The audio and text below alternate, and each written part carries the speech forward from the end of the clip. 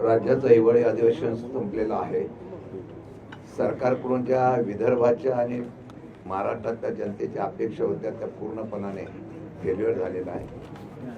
Speedly infrastructure builder दाजीने अशा प्रकारचे अधिवेशन झालेलं आहे. सर्वसामान्य माणसांच्या असलेल्या प्रश्नाला त्यांनी न्याय दिला नाही. आम्ही अनेक प्रश्न उपस्थित केले. कदाचित पत्रकारांनी सुद्धा आम्हाला विचारलं की आपण पायऱ्यावरचं आंदोलन का केलं. पहिल्या दिवशी आम्ही विदर्भातल्या असलेल्या शेतकऱ्यांच्या संदर्भातून आंदोलन केलं.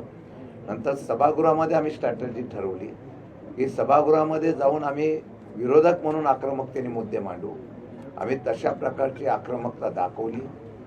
विशेषतः विधान परिषदेमध्ये बरेच अधिकारी चुकीचं काम करत होते, त्यांना आम्ही बडतर्फाने त्यांच्यावर कारवाई करायला लावली.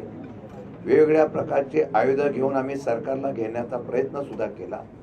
परंतु निर्ढावलेलं सरकार आहे. टिबल इंजन सरकार किती पळतंय हे दाखवण्याचा प्रयत्न करत असताना पूर्णपणाने भ्रष्टाचारांना पाठीशी घालणारं सरकार आणि त्याचबरोबर ज्या आत्ता त्यांनी योजना जाहीर केल्या त्या योजनेमध्ये फक्त व्यावसायिकता होती. कुठेही पैशाचा निधीची असलेली तुटवडा लक्षात घेता सरकारने फक्त ज्या असलेल्या योजनेच्या माध्यमातून आम्ही काय देणार एवढंच सांगितलेलं आहे.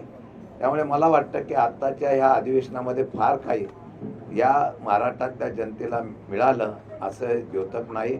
मी आपल्याला एवढंच सांगू इच्छितो की आत्ताच्या या अधिवेशनामध्ये फक्त आणि फक्त कोट्या करण्याच्या बाबतीमधली भाषणं ऐकली आम्ही.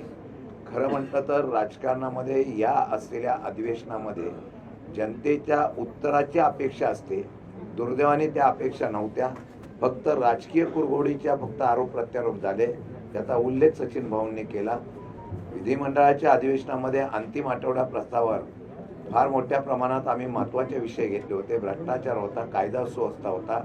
अशा प्रकारचा निर्णय घेत असताना सुद्धा मुख्यमंत्री आणि बाकीचे सगळे सांगत असतील की गेलेली बेपत्ता झालेली मुलं ही 90% परत आलेली आहेत.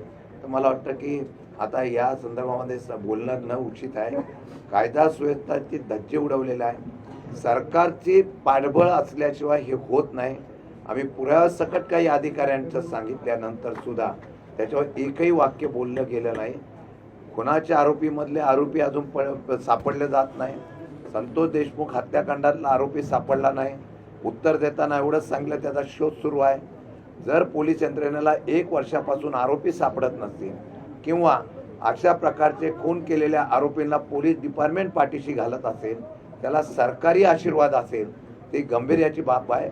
त्यामुळे सगळीकडे हे सरकार